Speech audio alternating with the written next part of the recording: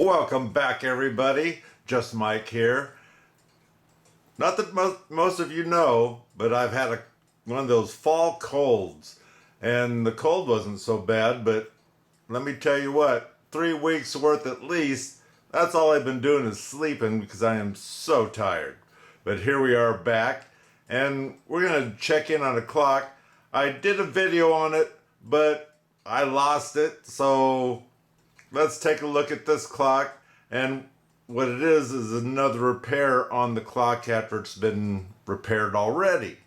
So let's take a look at it and talk about this. So this is the clock, and after repairing it and having it run, every once in a while I'd hear kind of a thud type sound. And what it was the weight was become loose, I guess, and then dropped.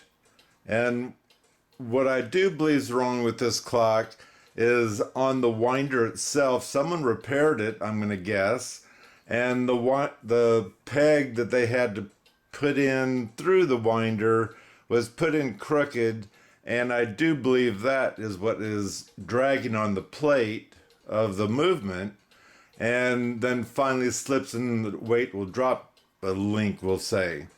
And so we can't have that going on, so let's dive into this clock and take a look at what the movement looks like, where the problem is. So on this movement, I discovered that, well, first off, it's not the movement I was originally talking about because it's been a while since I've worked on this one. And on the Cuckoo side is where the chain will, let's say, or act like it's hanging up or whatever, and you tug on the weight just a little bit and it'll finish dropping and finishes Cuckoo. Otherwise, sometimes the Cuckoo's just fine. It's just that every once in a while, finally, the chain will drop just a little bit, and it's irritating, wondering what was it. The best I can see is this little gear here is setting up too high. I can get my screwdriver underneath there, and it needs to be down a lot further because it needs to continuously hit the teeth to the count wheel. So I'm going to push that down a little further and see how well it works for me. It does have, looks like someone glued the tip of it here, and I don't know if that's affecting trying to get this down. Now, like I say, I've lost the video that I did rebuilding this, and the plate itself, someone took and pried it up, so there's a healthy dent in it. I don't remember if it's the front or the back, but I smacked it back down so it's level. And they probably did that in order to get something to work, and that's why I'm trying to figure this out. Like I say, this here still has quite a bit of a gap, we'll call it. I don't know if you can see that or if I need to brighten this up a little bit. Hopefully that's not too bright. But you can see I still got quite a bit of gap there. So I have to figure out how to get this thing down a little bit closer so it'll make full contact of this gear here with these little teeth.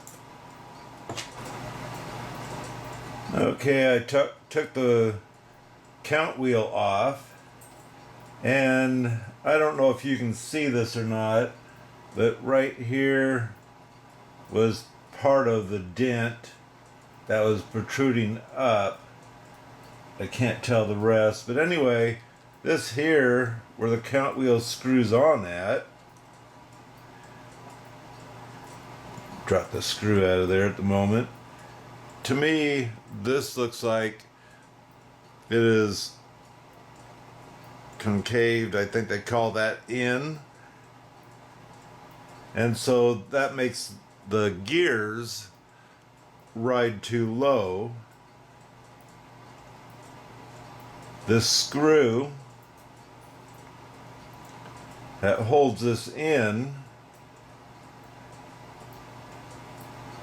has just a little bit of a lip left in here, and I'm wondering if I have a thin enough washer in order to make this thing,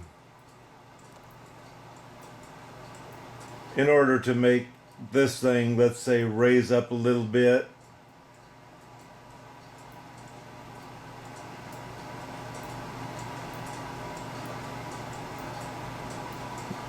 Let me check out what I have for washers. This camera is always blurry for some reason. So instead of looking for washers, that'd be a real thin washer.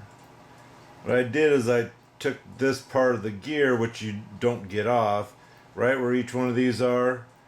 I put my thumb in the middle here, and I've given them a little bit of a bend to straighten them out, because I put the straight edge across, and it used to be concaved or whatever. Now it's level. Let me put this on and see how well it attaches to my little gear in here. So after I put this back on, you can see how badly this thing moves around. And so because I straightened that out, I should be able to get a washer on there now that should fit. Let me see what I got, like I said before. Okay, I found a washer. This still has a wobble though. Oh, my screw's not tight.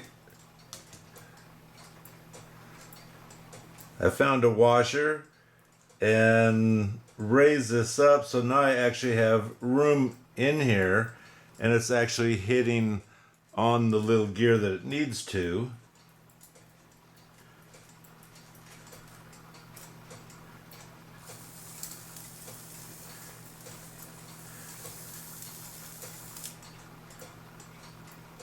That looks good.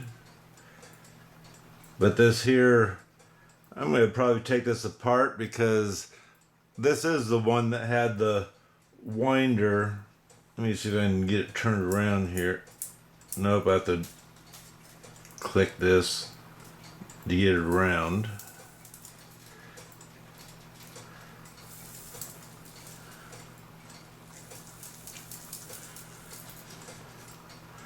So right here, if you can see it,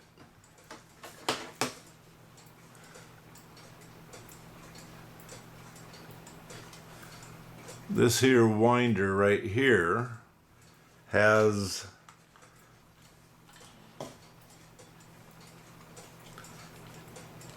the clicker here is sitting in there crooked, and it's just not happy. And so I'm going to take all this stuff off to get the plates apart in order to get to this, and I can't get this off because it's glued on, smashed on, or whatever. And so it's going to be a little difficult to do this, but I'm going to try to get this winder apart and figure out what's going on, because still, when you go to pull to wind it,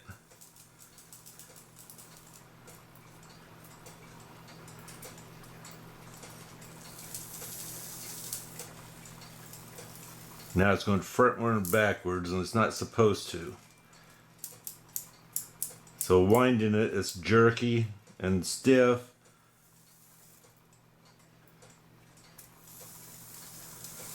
This shut off.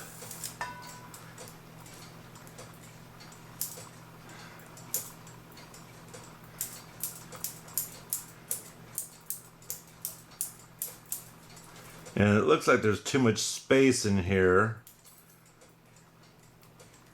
for this thing to be done properly. And like I say, someone's worked on this thing and they tried their best, but something's not right. So knowing I couldn't really take this out because of that little gear sitting up on there, what I did is I could rock where the chain goes, and figured that needed to be snugged up a little bit. And so this washer here will say it's fitted on there tightly. Let me see if I can get this a little closer for you so you can see, and hopefully it's not blurry. So that washer in there, brass washer, that there's fitted on there tightly, and it takes quite a bit to move it one way or another.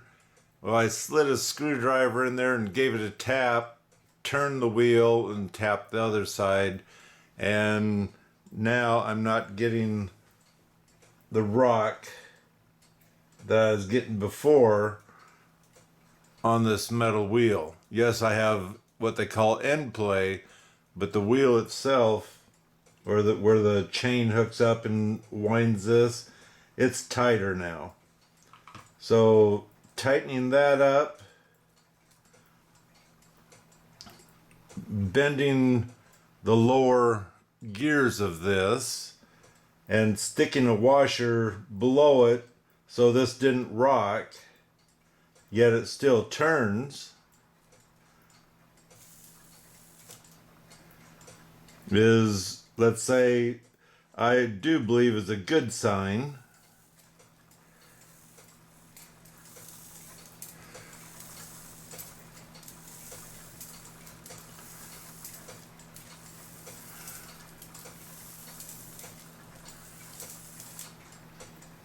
And still shuts off where it needs to. And so I'm going to install it in the clock, run it, and see how well this thing will work for me, as in whether it's going to keep trying to drop a link, get hung up, or whatever. Hopefully with everything I've done here, it's going to run smoothly. So also to talk about this, being I lost the video of repairing this clock, or cleaning and oiling it, you notice we do have new chains on here. That was another thing I was having a problem with, is the chain was so wore out that as it crawled up into here, it would spin and cause it to skip on the gears. And so I put the new chains on there, so now it catches the teeth just fine and not start crossing and causing it to also skip a beat, we'll say, on the weight. So after working forever on this clock, if it's not one thing it's another, we got that one fixed. No more dropping of the weight or anything else. It ticks just fine. The music goes off when it's supposed to on the hour and the half hour. Very happy with that clock. So anyway, until next time, God bless. Don't forget to subscribe because it's free. And let's see what next clock we have to work on.